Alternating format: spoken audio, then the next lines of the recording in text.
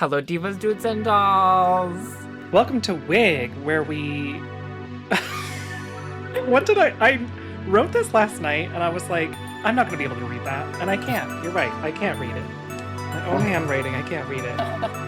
Okay, I'm so sorry. Can we restart? Yep.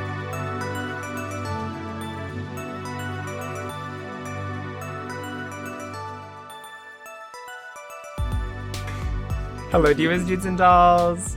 Welcome to Wig, where we wrestle with pixels that just will not be contained. Get in the ball! My co-host, Couture.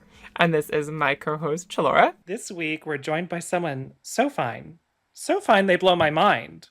And I'm not kidding around, because they're gorgeous.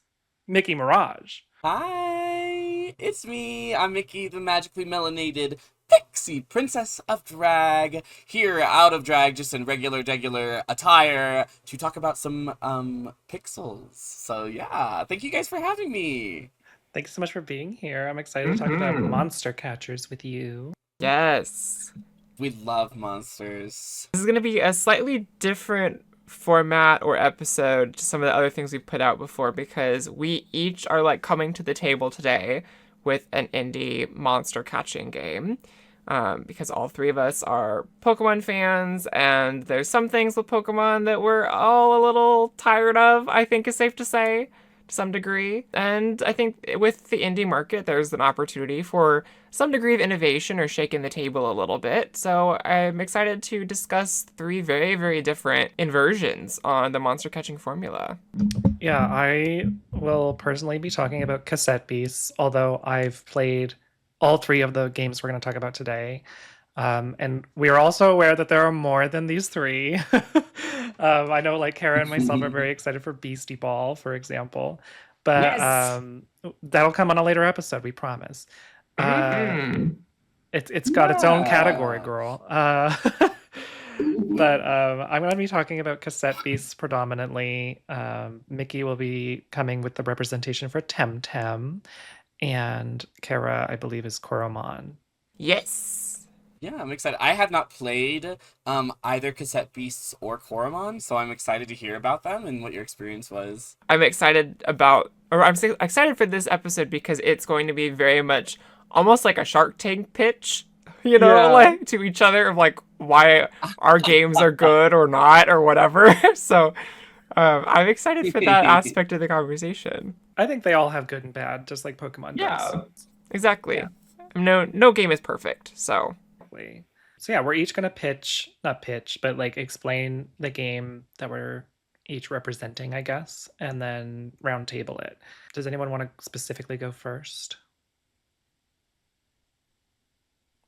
Wow, great. Okay. Roll a dice. Roll a dice.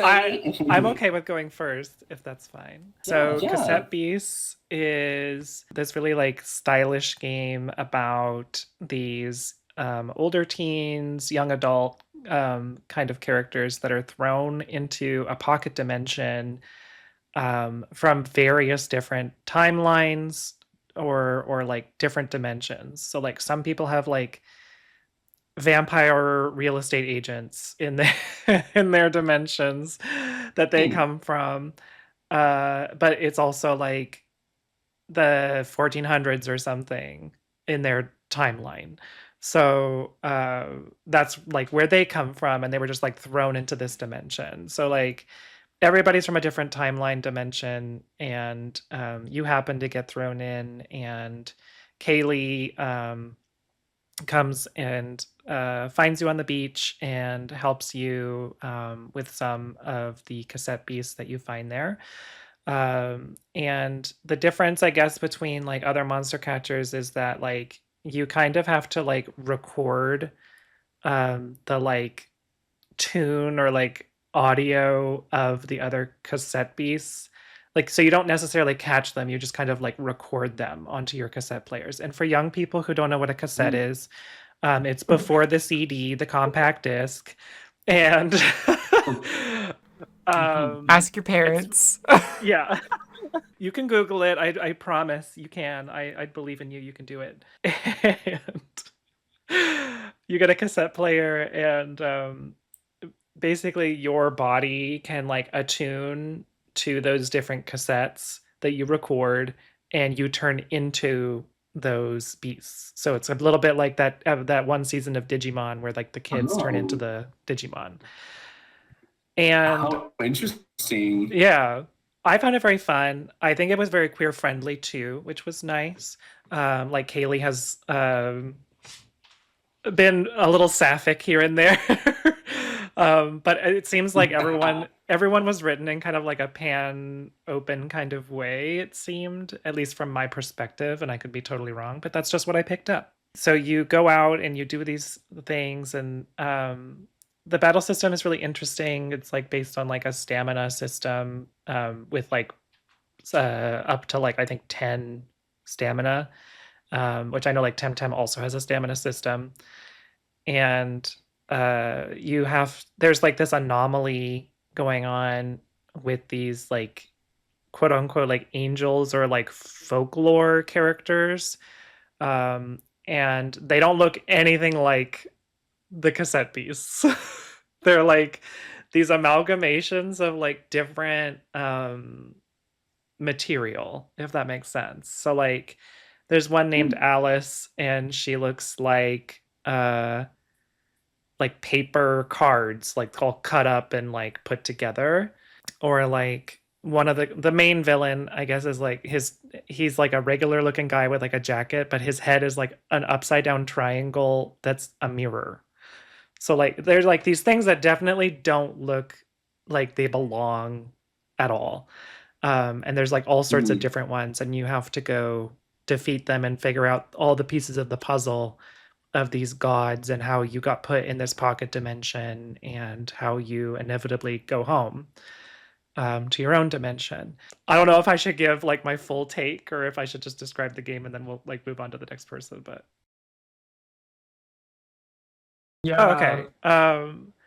I enjoyed it. I found it a little monotonous at some points, and a little frustrating at others, which I think is valid for any monster catcher game, with its own like involvement with like grinding and things like that.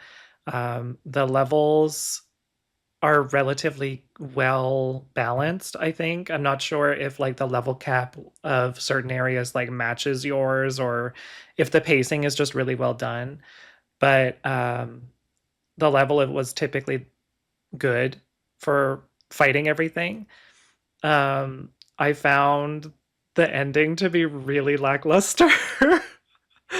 Because you can build relationships with the other characters, and I did like a lot of the writing that like because you have to like go camping with them instead of like finding like a poke center or whatever. So you go camping with them, and you have like little conversations with the other character that you partner with. So you always have like a partner character, and like one of them's a dog, which is like adorable. And they also have their own cassette beast. I really enjoyed those moments, and I feel like I ended up dating one of the characters, but then at the end, like we just go our separate ways, and I just think that's really sad that like they didn't even have like a personalized interaction, where they're like, "Wow, I can't leave you. Like, let's go to our dimensions together, or let's stay here," or like something like that. Is a little sad. Otherwise, I thought it was fun. The day-night cycle pissed me off because the night cycle, I could not see anything. So I'm like looking for stuff, and it's a fixed angle game. So like you're trying to see things, and I'm like like squinting at my screen the whole time. Like, what is that? So I just kept like camping until it was daytime over and over because I couldn't see. I think the monster designs were great. Cute. Yeah. I don't know, you guys. I don't know if y'all are old enough to remember or have this similar experience, but when you said that you have to attune to the cassette beast, immediately I remember it was like reminded of having to listen to the radio and record Yep. with your cassette in the stereo. Do y'all remember that? Like to like try and find a music, you're like that was like the old pirating. Yeah. So I was just like, wait. Growing up, my parents' car only had a cassette player and not a CD player, but we had this huge stereo in the living room that you could put 6 CDs in, 2 cassettes, and play records on. And so you could play CDs and record them onto the cassettes. And so I had all of Shania Twain's Come On Over album, both on CD and on cassette, so I could listen to it in the car. As you should. That's so funny. I mean, correct. You gotta do what you gotta do. Exactly. Yeah. I have to feel like a woman at 4 years old. Yes, I remember in college. We had my car only had a cassette player as well, and I think I did have a CD player, but to play music from my phone or an MP3, you had to put the device that is a tape but has an aux cord attached to the tape. Do y'all know about that? I don't know if you ever used that. Yeah, I know what you're talking about. So I would have loved at that time if a monster would have come out of my car and fused with me. That would have been really exciting. It kind of gives me like Monster Rancher vibes a little bit, where it's like you could put the CD into the PlayStation and it would be like a different monster for every CD. Yeah. Oh, also the shinies. The shinies were not shiny, but they were like variants of the original. So they were like, I think they were called like remixes or something like that. Oh, that's cute. And instead of its original type, it would be a different type. So like there were 12 or so different types. And so like if it's a normal type or whatever, the shiny, there's like 12 different shinies to go through, right? So and I did also like that like the different types like interacted with each other in really specific ways. So like poison and fire had interactions because poison would act kind of like oil. So it would like fuse, or it would like fuel the fire. So if you hit a fire type with a poison type, it would like increase its stats. But there were also like negatives with that, or like if you hit an ice type with a fire move, it would melt and turn into a water type, which is bad. And like some of the moves that you had would transform into your typing, so everything was kind of like linked together, and you didn't have to have like really specific typings. The only typing that didn't necessarily like exist normally was the glitter type. So like if you wanted like a true shiny, I guess it would be the glitter type. But the glitter types didn't have any advantages over any of the other types. It's just except the fact that they're fabulous. Yeah, they're pink and they sparkle. But that's what else do you need, Chelora? Yeah, say less. When glitter types hit other types, they turn them into glitter types. Yeah, that makes sense because like glitter is like essentially craft herpes, like it's everywhere, like it never goes away. That's the queer agenda, making the whole world sparkle. I love that. Is it available like for all platforms? I believe it's available. I mean, I played mine on Switch. It was on Game Pass for a while. It still might be. Fair. Yeah, it might be on Game Pass. But yeah, I know it's on Steam. I'm sure it's on other consoles too at this point. That sounds fun. Yeah. And like all of your like HMs or like field abilities, you had to record specific cassette beasts. So like there was an ability where you like turn into like a big thorny ball and you can like climb walls. You had to catch this like pumpkin monster. And to find that pumpkin monster, you have to like go to this farm and you have to defeat some of the like oozy slime monsters or whatever that are there. And the slime monsters turn into fertilizer and you have to fertilize some of the pumpkins with it. And then you get the pumpkins, which the pumpkins are very cute. There's a lot of variant evolutions too, which is very cool. Yeah, it sounds like you mentioned it sounds similar to like that one season of Digimon, and it kind of sounds like that. Yeah. There's a Digimon game, I can't remember which one it is, but there's one that I saw it getting compared to a lot. Because don't you like fuse almost like with your partner? You do, yeah, there is a fusion system, I forgot. I think the fusion system it's very strong. Okay. I just find it visually a little boring. Is it? Yeah. Because like you have these two like very different cassette monsters, cassette beasts, and then you smush them together, and a lot of times it just ends up being this like kind of blocky looking little like thing. I don't know. It just doesn't. I feel like they don't fuse in a way that is at least the ones that I played with. Maybe it's just my fault. I don't know, but they end up usually being this like blocky, chunky, boring looking thing. It's not like a fierce lay diva. Like I had a diva who was like this like kind of Harley Quinn witch on a broom with like a big potion bottle was like my cassette beast that was my starter. That was her final evolution. And Cute. The guy who I like romanced or whatever had this monster that was like a toy Robin Hood, and when they fuse together, they're just this big, chunky looking robot block. Like it looked like a Mega Blocks thing, and it was just like, this is not. It's not slaying. It's not serving. That's not. Your child together did not win the genetic gene pool, like the lottery. And it was like that a lot. So I was just like, I like the fusions for its strength. I just don't like them for anything else. But the fusions are cool because it's like the only way you're technically fusing with the other person too. So like your hearts have to be connected or whatever. And it's like, oh, that's sweet. You know, like whatever. It's mushy and shit. Oh, you're really selling me on this. Not to like spoil, minor spoiler.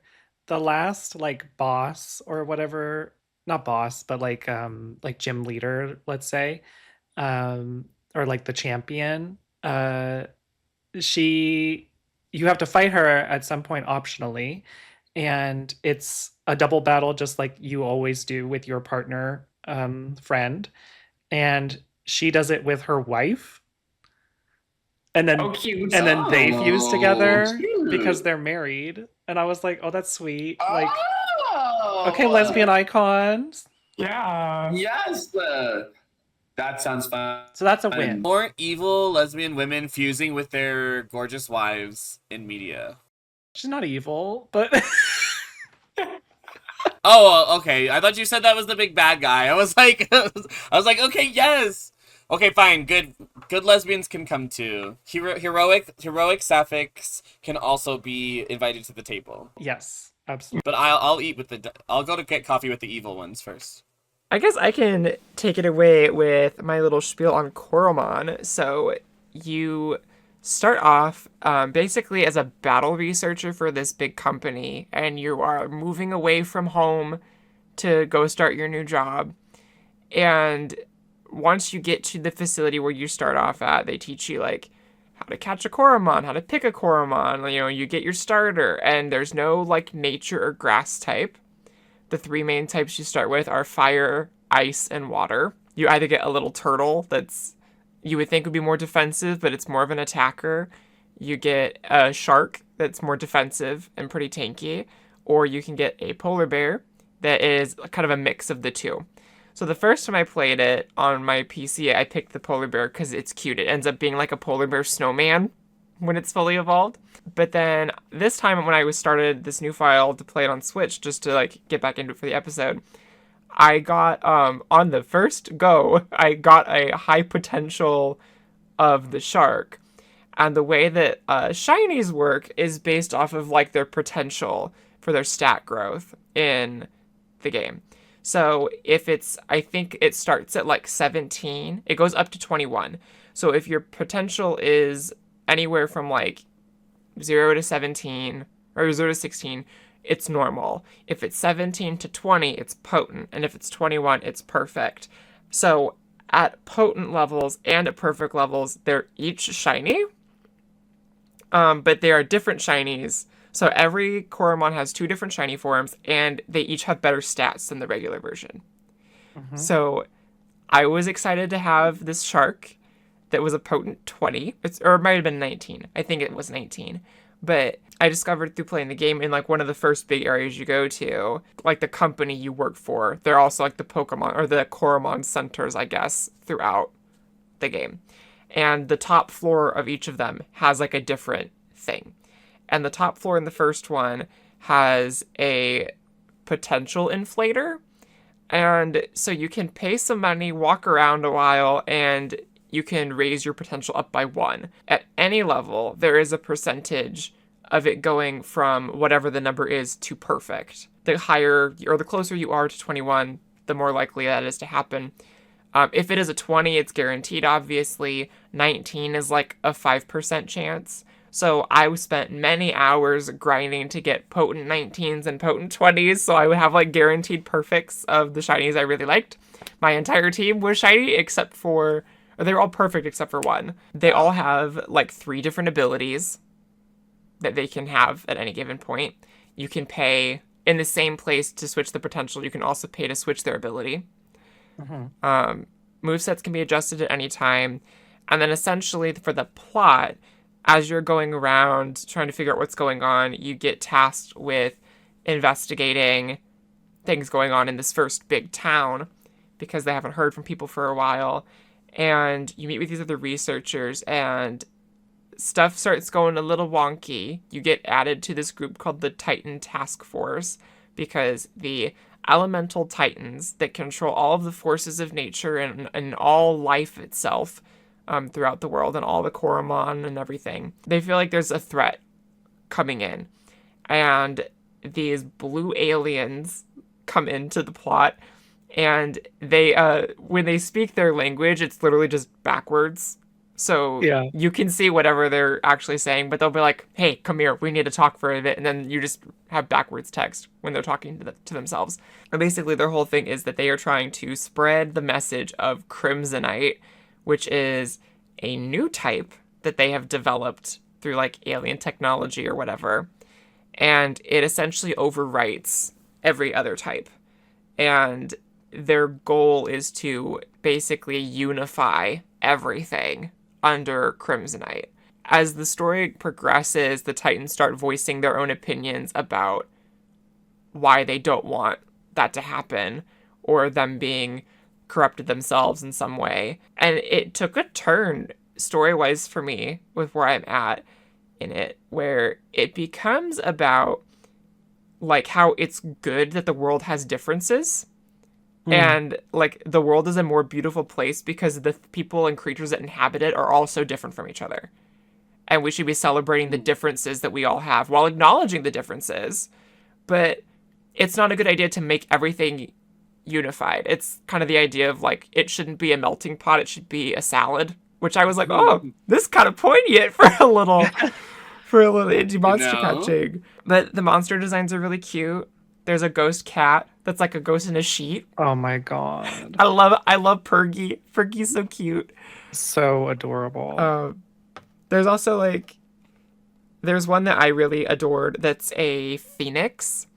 And the first shiny of it is yellow. So it looks like a chocobo. But then the second one is like purple and teal.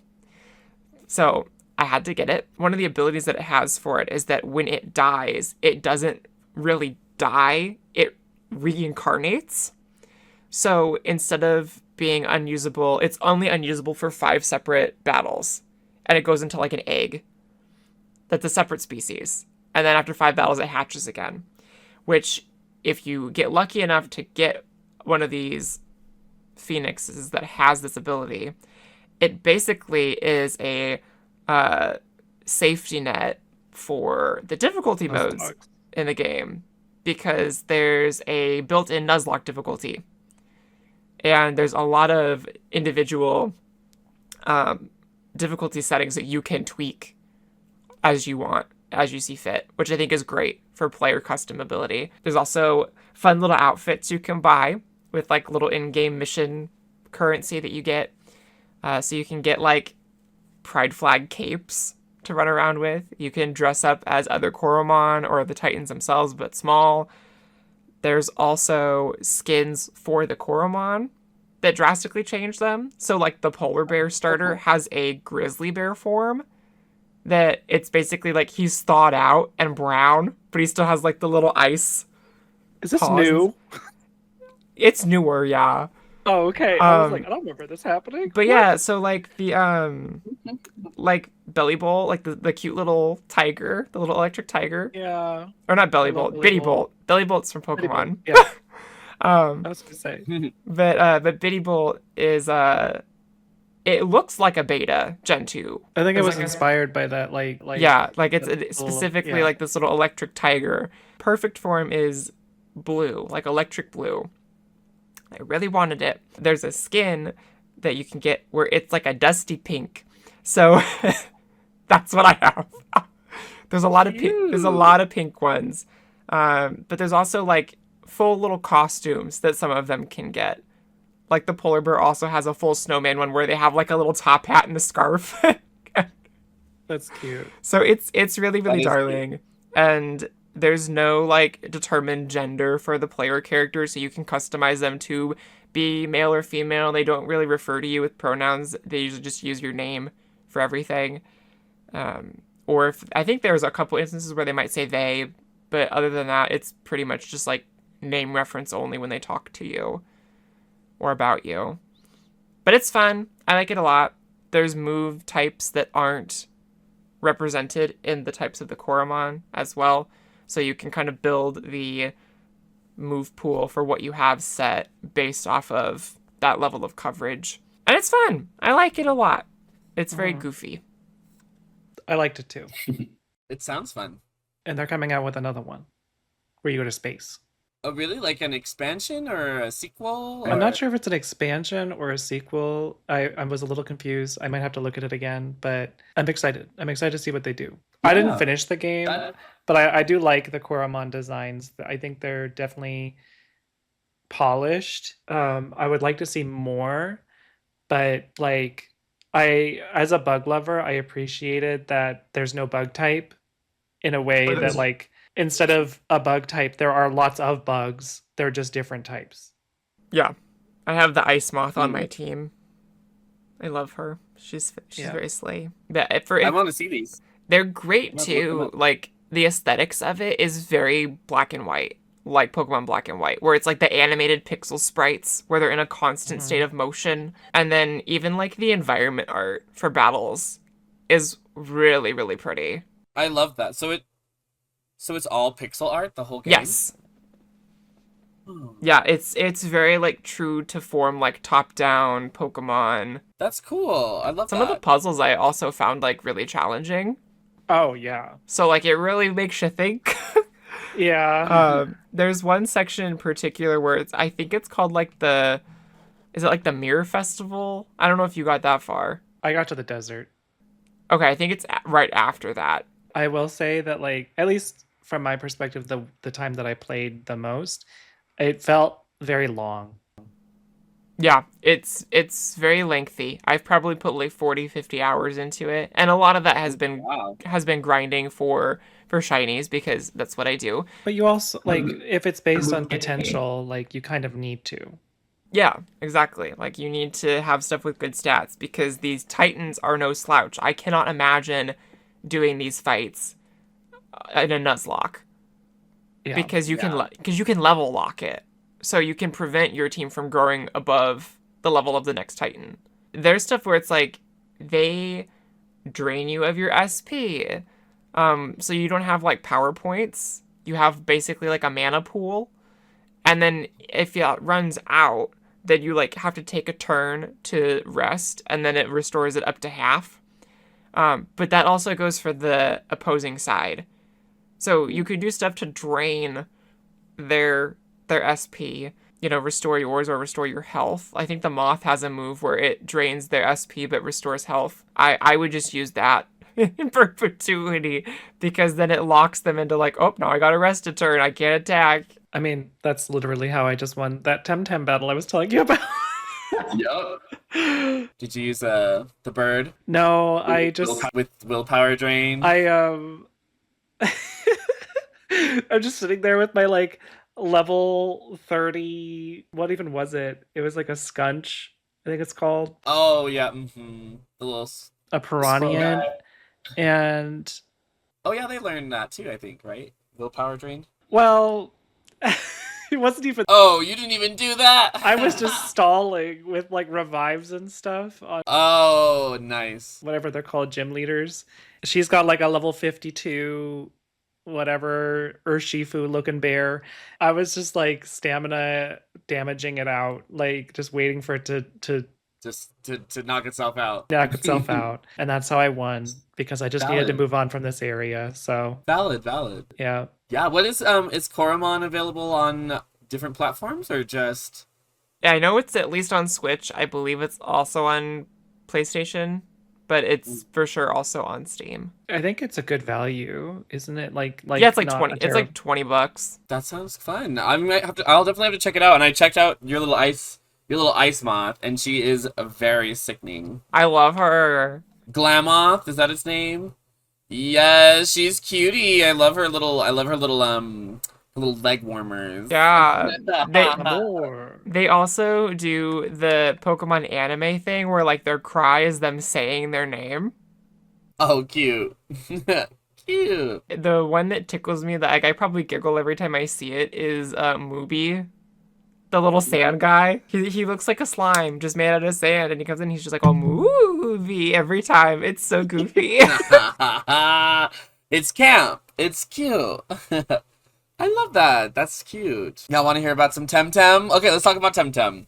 So, full disclaimer, I played during the early access period. TemTem was first released to the general public through early access, and they would release islands as they were given. So I played in the middle of its early access cycle through, I would say, maybe like 80% of the way finished, and now that it has been full release. I did not beat the game. I should one of these days.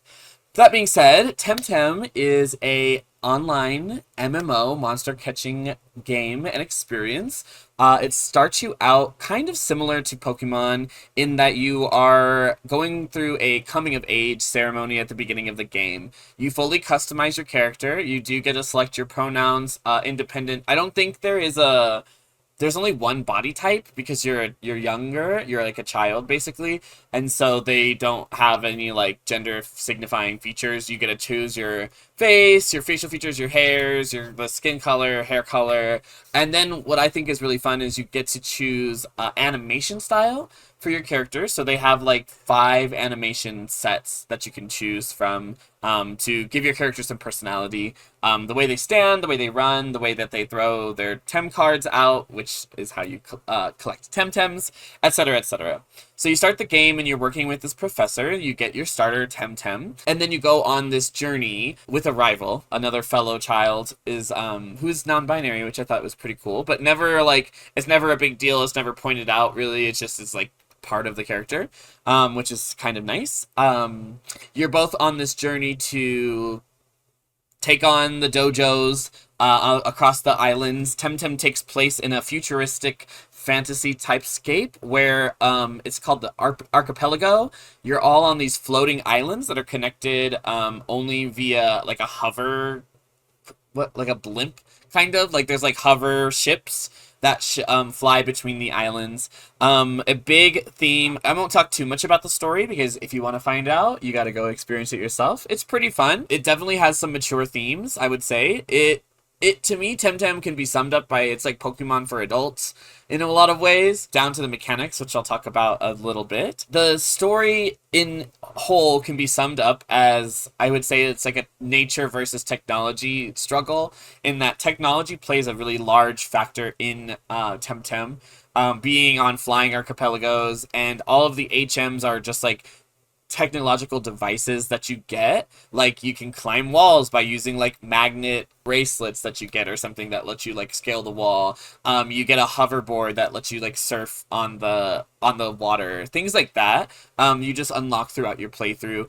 And in the very beginning, it starts you off with your rival gets a digital type TemTem, which is a new thing that just happened. So TemTem originally had X amount of types, and then humanity invented a new type, which they created TemTems, and they're called digital TemTems. So that's new. And it starts to, go through that with like the nature temtems, or like the real, like the temtems that were from that like guard nature and shepherd that. They're like kind of at war, I guess, with these like new temtem that are like digital, and it explores that like humanity's like experimentation on TemTem and such and such. Mechanically speaking, it's kind of difficult, notoriously difficult, and there is definitely a heavy grind required because the dojo leaders are really, really hard. So the thing about the battle system is there's no RNG, and it's very like chess-like. I always described it as, when I played it, I was like, it feels very chess-like, because you have moves have various amounts of holds on them, so you can't just launch an amazingly strong attack the very first turn most of the time. You have to wait a couple turns for most of the heavier hitting moves. So that's the strategy, like how do I survive so that I can launch my major attack in 2 turns, or if I know they have a major attack in 2 turns, like what do I do? Do I switch on that turn, etc., etc. Stat buffs, special or like hazardous effects or buffs last through switching. So when you buff your TemTem, you can switch it into the back and it will keep its buffs, but it also, like if it gets poisoned, for example, those poison damage ticks will happen whether it's in the back or in the front. The turns are going as they're in the back as well. Which is something, just adds a new level of strategy. Chelora talked about stamina. That's another feature. There is no like power points. Moves just cost stamina, which is a separate stat for each TemTem. Some TemTems have low HP and high stamina, or high stamina and high HP but low offenses. You use points from your stamina, and then if you go over your points, you take 2 points of health for each 1 point of stamina you go over. And then you also lose your next turn. So you're exhausted is what it's called, and you cannot make a move the next turn. And you take damage. You take damage when you overexert yourself, and then you lose your next turn. So sometimes you have to do damage to yourself and get a powerful move on the field, knowing that you're going to skip your next turn just because you have to. But that's where the strategy comes in. There are shinies. They're called Lumas. They don't affect stats or gameplay at all, but in terms of like, you can breed to get them more commonly. If you breed 2 shiny or Luma TemTems, they have a higher chance of making the baby Luma. The big thing about all the mechanics is transparency. Like, there's no misses, there's no RNGs, and with stats and breeding for competitive TemTems, there's like all their values are listed for you on their character sheet, so you can see everything mechanically about your TemTems through and through. I think that's really interesting. I like that they really, I think it's like Pokemon for adults. It's really less convoluted in terms of the systems that they do. They're not trying to, and then Pokemon actually has been adopting this lately, where it's less trying to hide these values. Like, these values of like, what are your Pokemon's individual values, their IVs? They're not hidden anymore, or at all in TemTem. They show them to you, because that obviously you want your TemTem to have perfect IVs if you're going to play competitively with it. So they make it very, there's like, I'm not going to go into the whole breeding system because it's like math. It's just math and math and math, but it's like all the math is available to you from the beginning. So that's really nice. Other than that, the thing I like the most is, you can see, this is my favorite TemTem. This is Noxolotl. I got my Noxolotl and I named him Pride because of his rainbow mane. But this is... Can you quickly described video explain the visual of Noxolotl for the listeners? Oh, yeah, definitely. He is like, it's kind of hard to explain.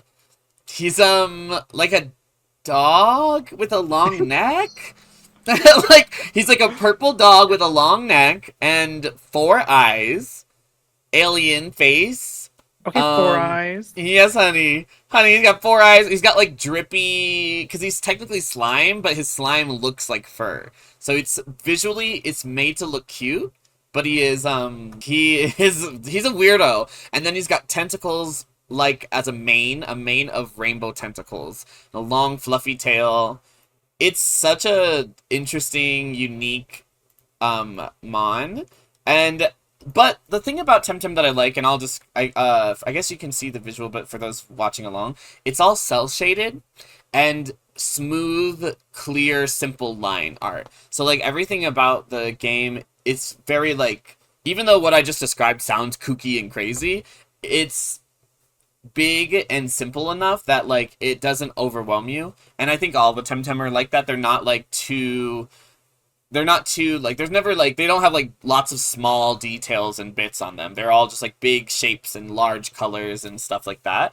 The nice thing I think about the game, my favorite part was that from the beginning, your TemTem in your lead slot follows you.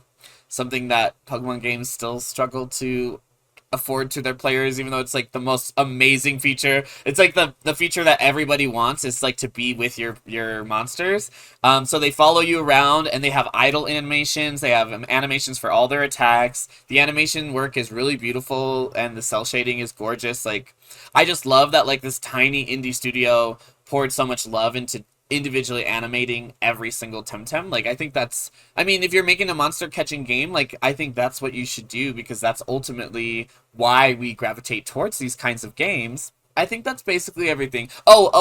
Everything's double battle. It's double battles all the way. There's only double battles. So and what was it? You were saying something about the types with Cassette Beasts. TemTem actually has a similar structure in that the moves sometimes have I don't remember what they're called, but they're like Synergies. a collaborative effect. Synergies, yes. So your move, if your partner TemTem is of a certain type, it will have an additional effect on the move. So like Flood, for example, there's a move called Flood, and it's a water type Tem move, and it does something. But if you have an Earth type TemTem on the field beside your Tem that's using Flood, it does damage now, and in addition to its original effect, and its effect is enhanced. So that's like the strategy of TemTem. Like there's a lot of like switching in and out to get these effects and these synergies. It's quite interesting, and I had a lot of fun with it when I played. I think the only thing I would add is like TemTem is an MMORPG, so like Yes. and because every battle is a double battle, part of the I think appeal, at least for me and a lot of my friends who have recently started playing because of TemTem Swarm, which we'll talk about later, uh, is that you can find your friends online and play together and like go on your TemTem Pokemon monster catching Coromon Cassette Beasts journey together.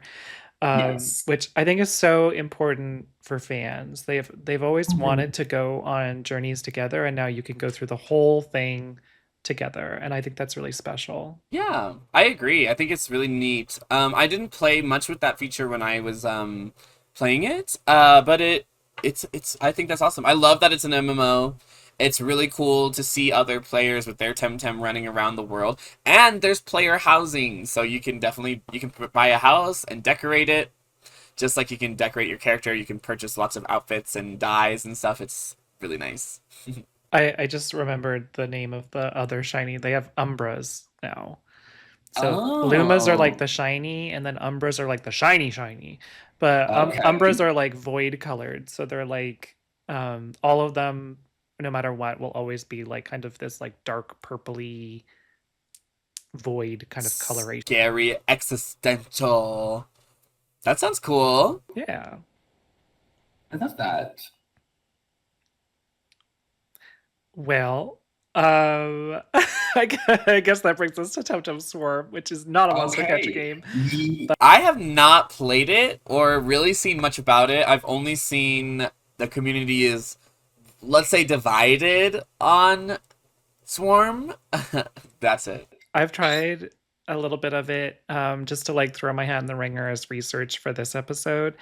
It's fun, but in terms of like survive, because it's a survivor game. For those who don't know what a survivor game is, it's kind of like a newer genre of game about you have a character and you move around, but most of the abilities that you do are from items that you collect by leveling up, by killing monsters, but you don't necessarily have control most of the time of where they go, how they move, when you cast them. They just kind of like get auto casted, and you're fighting like waves upon waves upon waves of kind of like zombie mode enemies kind of coming towards you, and then once in a while there's like an objective to go do that kind of forces you and your character and your friends to like go do something. A lot of games have been picking up on this genre, like even League of Legends had one for a while that was actually quite good.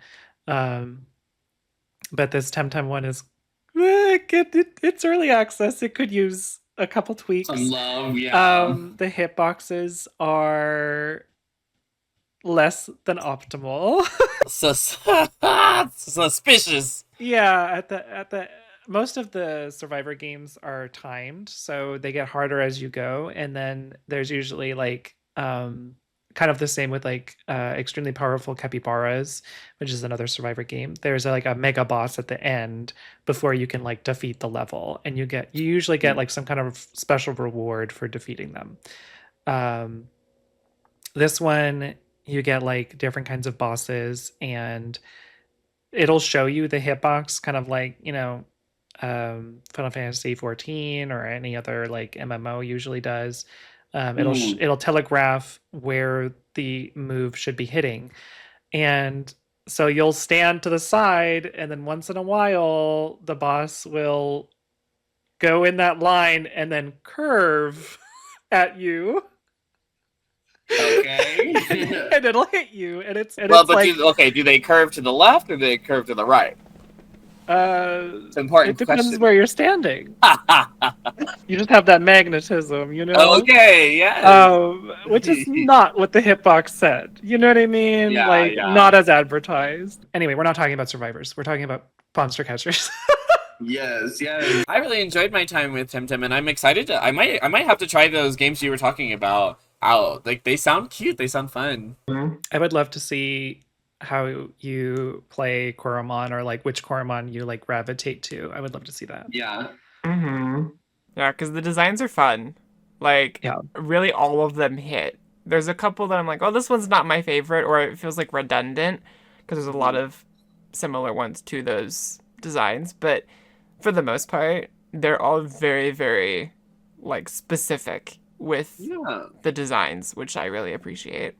From that moth one I looked at, it they look very like animal, more than that much stylized, which I thought is really interesting. Like, and it's very different than TemTem, for example, which I think they're very like mushy cartoon blobs of like stylized animals. Like, they're all kind of like cartoonish blob type creatures, so they're going for like a cute appeal more than like animal appeal, which Coromon, just on the moth, was still cute, but like was not afraid to be like, I look like an insect. It's like, yeah, so I thought that was cool. I was like, there's room for everything. I love cute monsters, I love ugly monsters, I love all the monsters.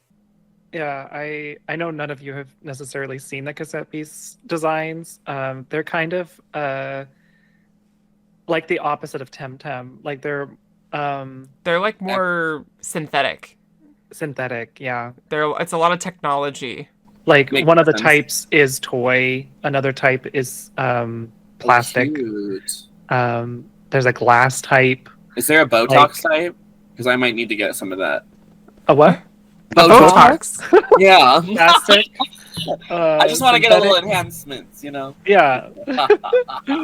But I think they're cute. Like I was saying, like with the Robin Hood one, like he has like a little bow and arrow, and the arrow is like a little suction cup, like arrow. I'm biased, but one of my favorite designs is this like yucky little spider guy, and he has like I guess like a mummy motif, and so he's like dredged in these like yucky webs, and then has like this kind of like pharaoh headpiece kind of deal. And I just thought that was one of my favorites, although he was not amazingly strong. I still loved it. I thought it was great. Some of them, though, I think across the board for all three of the games, I think sometimes you get a design and it's like, that's just a bird. That's just a bird. That's just a bird. That's a dog. Like, Right. just making it green doesn't do nothing for me. Like, Yeah, there's elaborate here. There's a few birds like that in Coromon There's one that's late game that I wanted to get, but I already really liked my moth, so I didn't want to bench it. But it's almost like an ice toucan when it's fully evolved, Yeah. which I think is fun. And its color palette for its shinies is really, really pretty. Sorry, there's a TemTem that's like a toucan. It's their version of a Eevee, where it's like a small toucan, and then like you can take it to different elemental shrines and level it there, and then it'll evolve into a elemental bird, which is kind of interesting. Yeah, so like I had the Earth bird on my team, and it's like a giant like battle bird kind of moment. So, but there's like a cute water one, and yeah, I thought that's kind of unique. I think we need maybe more monster catchers that don't involve battling necessarily, or that like Oh yeah, like lifestyle simulators. Types. yeah, I just as like we approach the more like round table conversation about monster catchers, I think it would be really nice. I think I've seen a ROM hack for this kind of thing. I think it was Pokemon Growlithe Cafe. Oh, cute. And I would love to have just as a note for later. I would love to have an episode about ROM hacks and like fan games, but I think you like go out and catch Pokemon like usual, and I think it sometimes rarely involves battling, but like the whole thing is about catching Pokemon and having bonds with them to like run a business. So I think That's that cool. I think that's much cuter, and like we have games like Pokemon Cafe on the phone, but it's not about the Pokemon. Kind of like a Pokemon Harvest Moon like crossover. That would be fun. Let me go on a little adventure, and like maybe you have to like leave, I don't know, Mr. Mime behind to like help you run the Not the mine. some kind of humanoid Pokemon to like Yeah. run your farm while you're gone, and obviously he's With like, opposable thumbs, you know? Yeah. Yes, honey. Yeah, honey. I'd leave my Jinx, girl. It's not gonna run as That's efficiently kinda- while you're gone, but you go on like a little Pokemon journey, and you're like, okay, I have to take a boat or like a Lapras to like one of the islands to catch this, Pokemon that I've heard about. That might not even Like be Chara. there to like help my Yeah. farm, and then you go Yeah, get you it. need some- Water types for your irrigation. Yeah, literally. Yeah. That's what I liked so much about Pokemon Legends Arceus, was that there were like little side quests in like the hub town that were for that. So you would like give Yeah. the gardener a water type to water the plants and a ground type to like manage the soil, and you had a Mr. Mime that was like the security guy to keep the Pokemon out of the town. Like Yes. stuff like that. Like I actually there's had I dropped off a Steelix at the farm. Just so it was like giant. Okay, so we were all on the same page. Yeah. well, I thought too. I'm like, Yeah. well, realistically, I mean, he like rotates, so Yeah. he's like he Yeah. just tills the soil Yeah. for you. Yeah. He, I he just just also lays loved how down, big does he a little is. drill, and then you're good. Yeah. I just love like you walk into the town and then there's like this monster Gigalith, like gigantic titanous like Steelix just humming a little song, rolling around the fields, and I'm like, this is iconic. I got the one guy in the house like an alpha parasect, so it's like fills his entire home. Like you have to sidestep around the parasect in his house, and I'm like, yes.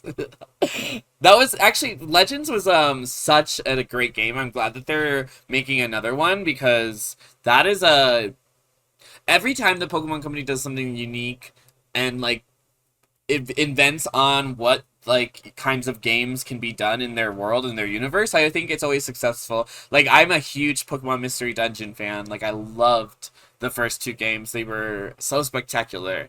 And so like the Legends experiment, if you will, was, I thought, wildly successful. I thought it was great. It was a very fun game. And I mean, like, I would love to see, like, because, like, I think there was, like, a very short-lived time where, like, game companies were kind of, like, crossing each other.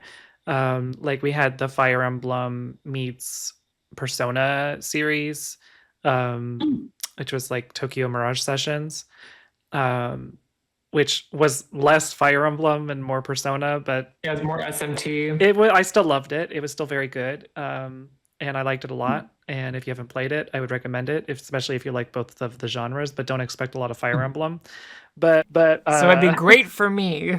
yeah, it's honestly very good. Like, I'm not kidding. Like, the story is great, the visuals are wonderful, the backtracking is still fun. Like, I went back and played it again, it was great. I loved it. And they're all like idols and actors and things like that. So It's like all about the entertainment industry. Yeah, so you get like a shit ton of Fierce Lady Diva moments, which is wonderful, and you get like little FMVs of them like dancing and singing and having different outfits, and you can equip those different outfits. Anyway, sorry.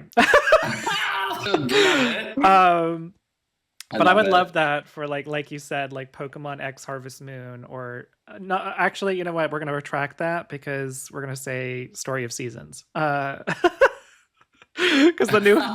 whoever owns Harvest Moon right now, absolute horseshit.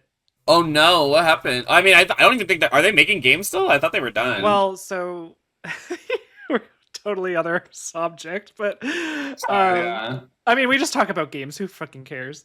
Yeah. the last Harvest Moon I played was Animal Parade, so it's like it's been a while. Okay, like I think that was like 2000 and oh my god, I don't know. I think that was like the last Harvest Moon that was made. I haven't seen any Harvest Moons. Okay, you might have been lucky. Was it good? It was okay. Okay, so probably not. So at some point, I think it was between GameCube and something else. I'm not sure when it happened, but Harvest Moon as an IP got like purchased by somebody else, or they sold it, or they changed management or something. And so all the devs from the original Harvest Moons, and correct me if I'm wrong in the comments, whatever, like, but as far as I understood it, something happened, a shift happened. And the original devs from Harvest Moon moved away and eventually came back as Story of Seasons. But they couldn't call it Harvest Moon anymore. So like that's where you're getting a bunch of like remakes called Story of Seasons. That's why. And they're like literal like verbatim copies, but like now we get like strawberry cows that make strawberry milk and coffee cows that make coffee milk and like Wait, cute. I want coffee milk. Girl, you gotta play them. You gotta play them. They're so cute. They're adorable. I would 100% drink coffee milk, but do you think I should drink it unpasteurized? If you find a Harvest Moon game, like, and you can come for me, Harvest Moon, but like your games are trash. Like they're literally just garbage right now, and you charge people like $60 for a game, and it's literally garbage. Like it's buggy. I went to go play one a couple years ago, and it's not Harvest Moon. Like, oh, that sucks. It's really bad. The mechanics are terrible. The story is terrible. Everything is terrible. I hate that. Yeah. I haven't played one since that 2008 game. I don't even know if I played Animal Parade. I played Tree of Tranquility. Is the one that was like, they like made a sequel to it, even though it's like the same town, the same characters. It just like focuses on something else. I don't know. Whatever. It was the decline of an era, it would seem. Yeah. Well, that's when Stardew came out, and then everybody was like, "Oh my god!" And I think that was a proponent to why Stardew did so well. But if we had Stardew where you could capture the slimes and the little bird things and the whatever, like, yeah, I would love the shit out of that, because I just think like I think this is like a broken record, but like the aspect of interacting with the monsters is so important. That's what people are looking for so hard. Like, agreed. I think that's why things like Spirit City, like that lo-fi game where you do productivity, like you get a little friend, you get a little pet, and you get to customize them, and they do things with you. Like it adds an extra layer of like familiarity, companionship. What was the first Pokemon game that had the mechanic where you could like wash them and scrub them? And I think it was like when Sylveon was released. Gen 6 Y? was Pokemon ME. So that was like you could like pet them, and then you could give them like little like cakes and stuff. Yep. But but Pokemon Refresh in Gen 7 was when it was like after a battle, it would like prompt you. You could go automatically into it. So like for me, like I had a Gigalith on my team that had Sandstream, and so I would switch in and use like my Mandibuzz that had Overcoat so it wouldn't take Sandstorm damage. But it would still be in the sandstorm. So anytime I used my Mandibuzz, it would pull that up, and then I would have to like comb the sand like out of the feathers. That's so cute. What a cool, like, I love that. Makes the game feel more alive. If they got hit with water moves during the battle, then you had like a hair you could dry 'em dryer and off. you could like dry them off. And if they got dirty from mud moves, you would like That's so clean 'em. cute. I loved love it. that. I Wait, loved is that it. Sword and Shield? No, it's Sun and Moon. But as a reward, didn't Oh, they have, like the Pokemon removed the poison from itself, so you Yeah, wouldn't worry. that's when it like, things like started. that. Yeah, that's like Oh. it survived a hit, so you wouldn't be sad. I Was like hated that. from I hate that mechanic. from that I hate stuff. that mechanic. Why do I'm you like- hate it? Well, because I want to I play through Pokemon games set style sometimes. Like I don't like when like they prompt you to switch between like when you're fighting trainers, because sometimes other times like nowadays I'll get kind of bored at it with it because it's like it's like really really easy, and then when you fight other people it's really really hard. So it's like there's no like progression there, and I'm like, for me, I'm like, I don't know, I just get understimulated easier, so I want it to be like, I loved like Pokemon Coliseum, for example, like all the double battles and like it actually being challenging. I'm like, love that. Like so when they introduce the feature of like, oh, because my Pokemon loves me, it will survive 6 turns in a row of getting hit and getting fainted, but it won't faint, and so it's like there's no challenge anymore. You just press A. This is what you do, like for most of the battles, and you don't have to even think about it, you know? It's like, I don't know. I just wish you could turn it off, because fighting random trainers on the field, yeah, I don't want them to faint. Let me just get my levels, get my experience, and go. But like fighting the big cinematic champion at the end, you know, it's like, I don't know. I want it to be, because I remember losing to Lance a lot of times in Gold and Silver when I first was a kid, you know? And I want to, like, I remember Cynthia kicking and pushing my shit in. Oh, sorry, I don't know if I can curse. But, kicking my butt, you know what I mean? Like, I remember her kicking my butt. And so I was like, I want to relive those moments sometimes, and I want things to be challenging, like, so I just hate when it's like I'm like thinking about it and I'm strategizing and I'm playing the game and I'm like, oh, we're gonna win, and then I'm like, oh, the person gets like, they knock my Pokemon out. I'm like, oh dang, it makes the stakes higher, and then all of a sudden I see the text, oh, I didn't die, by the way, just kidding, I'm still here. I'm like, oh, And they give you like a little heart. I'm like, okay, I love you, Heart. I love you too, but also like, You should be man, dead. you just, you know, like Just if die we were- already. if we were fighting Dawnstone in the Girly Pop Cup VGC, ding, then you would be dead. So like, I need you to do it for real. Yeah. You're I don't behind know. that Pokemon with the knife. Yes, honey. A girl, a knife behind you, like. to your point, Chelora, about the crossovers and more expanding how monster catching games can focus on the element of our interactions with the monsters. I think that definitely is the game that does it first and does it really well is gonna become a new like major thing. Like any company that releases a game, like the next one from this day, mark my words, it's 2024. The next game that comes out that actually focuses on many different types of interactions you can have with your monsters, that's going to be a big success. It's going to be a hit because people want that. They've been wanting that. Since monster catching games have existed, people want that. They carried around Tamagotchis because you could feed them. You know what I mean? Like, I got my Pokewalker. okay, you get it. You know. I'm excited for I don't know what they're doing on the interaction front, but I am excited. We talked a little bit earlier about Beastie Ball that's coming out, because it's a monster catching game, but it's like a sports formula. So you're not a trainer, you're a coach. And basically, like, in the wild, the Beasties solve all their problems by playing volleyball. And so, like, you'll have 2 that are on the field volleying, and so you have, like, attacks, defensive moves, you know, all these different things, and you pick, like, you the gotta move forward location and of... back. You How pick, like, silly. where it goes. So there's, like, that kind of grid management tactical element, too. And then you could have, like, 1 or 2 on your team that are supports that, like, are off to the side. So, like, there's one that's a good support that's, like, a little bug that's a cheerleader. Oh, that's Chelora. And so Yeah. it's just like in the background. There's one that's a spider that's like a little clown. That's me too. That sounds like fun. That's yep. Also Chelora. Wait, a cheerleading bug is kind of iconic because they could have 6 pom-poms. They could be a whole squad by themselves, you know? 2 like, pom-poms, 2 horns, and 2 noisemakers. yes! And then I know one of them is it's like a little ostrich, but he's in gym shorts. Oh my god. They're really goofy. But I'm excited for that because I feel like it's got enough of the monster catching formula. The way that the thing I'm most excited about for it is that there's at least interactions between the ones you have on the field. So they have like natural biological relationships with each other. And so if in the wild these species would get along, they'll be like besties. And they'll work together really, really well. Or if they're, rivals in the wild and you put them against each other, they're going to be like trying to one up each other the whole fight.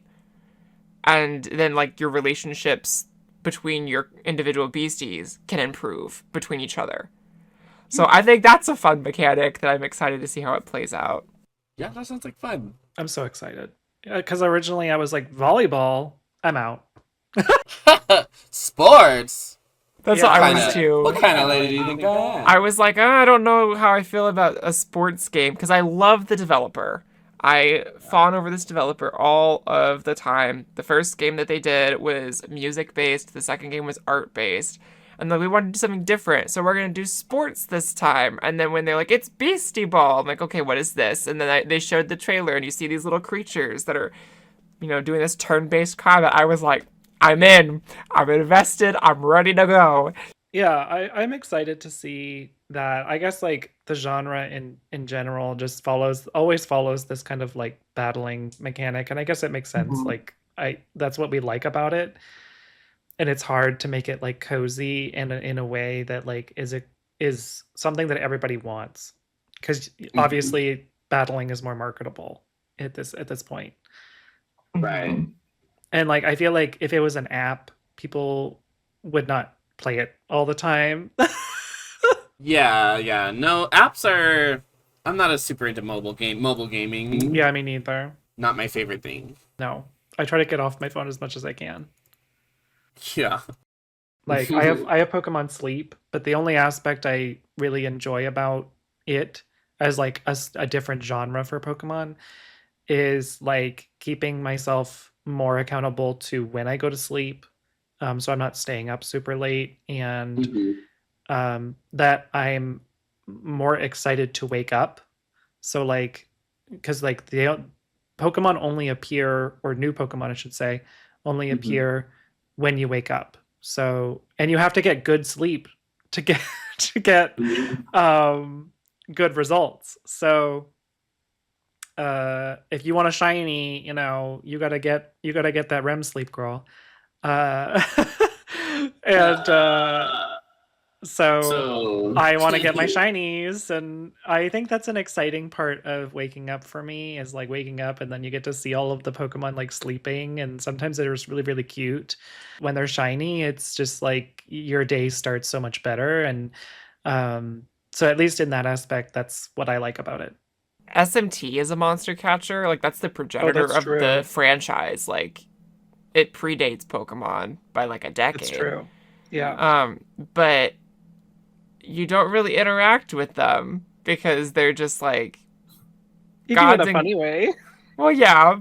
I mean, that's how you like get them. You have to do some interaction. You talk to them or whatever and convince them to Yeah. join your squad, or that you're better Yeah. than them or whatever. Talking to slutty so-and-so, the little dominatrix diva demon. Yeah. Show up with your little succubus. Yeah, the little Yeah. hot demon girl, and then the incubus, which is like a little imp with a strap on. What? Is it a strap-on? I thought Yes. he just had like a big dog erection. It's a strap on. That's Uh, wild. Like, it's Well- fully just like a giant sickle strap on. Oh, that Well- that makes much more sense than a dog dick. Mama, dog dick behind you. Yeah. Yeah. If I saw Amara from SMT behind me, I'd be running. a giant green tentacled dick with a mouth and 6 arms and a chariot. Yeah. I'm Wait. Hold up. Sign me up. That's just your Saturday night, honey. I just say it, baby. That's my pregame. Wait, it's got a mouth too. Like, okay. Let's see. Is it wait? Is it emotionally available? Because No. that's important. Oh, okay. Maybe not. Then maybe I'd be running too. No, I wanted to love me. I wanted to love me a lot. So that tentacle monster has to be really love me. Next is Monster Lovers. That's the next episode. You should have had me on that. That's the next episode. I'm just kidding. Gotcha. I'll have to come back. It's a different kind of podcast. That's the wig after dark. Yeah, that's Cloud Meadow. There's a visual novel game where it's like these 3 human girls and they each have like some weird monster thing they fall in love with. That's so funny. And it gets real sexual. Real fast. Which game is that? I can't think of what it's from. We met the people who were doing. I can't think of the name of the game. The publisher for the game that Monoramus is doing.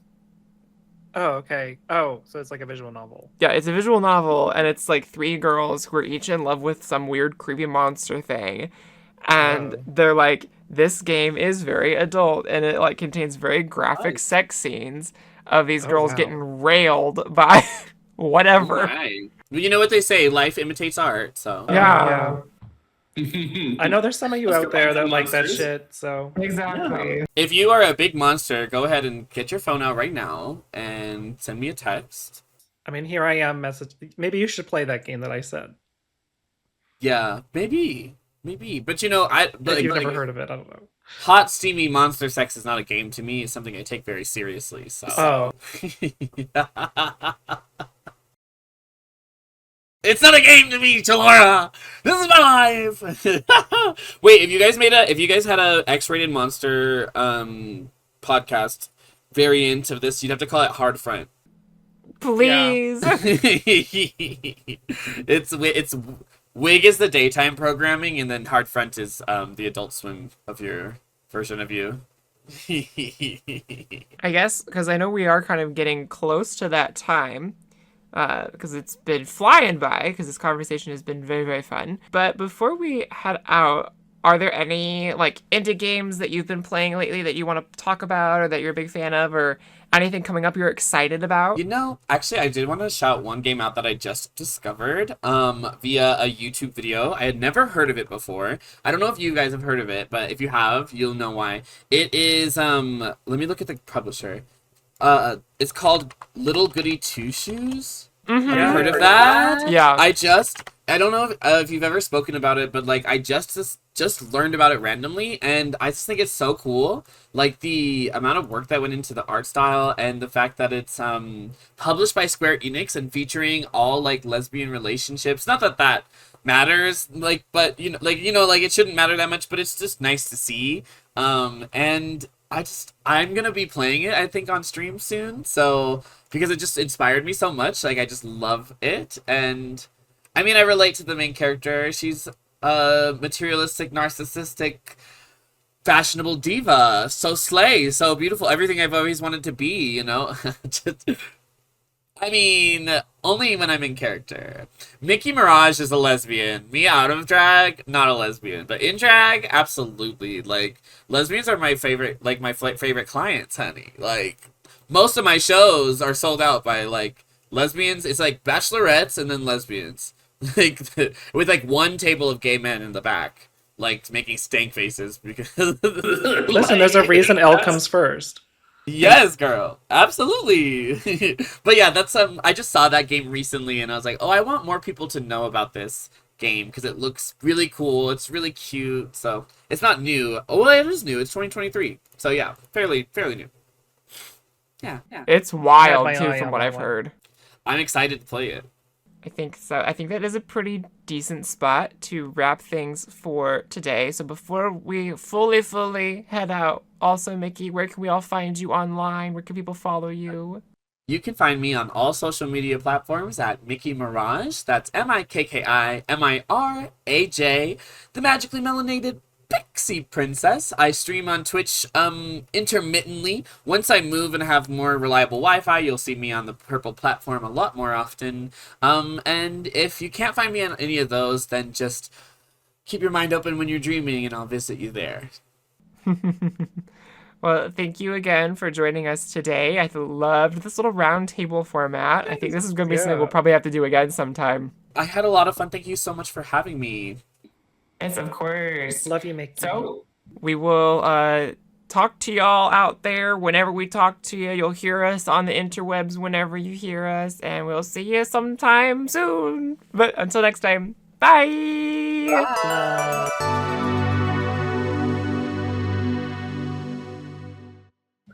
Ba-ba-da-ba-da-da-dum.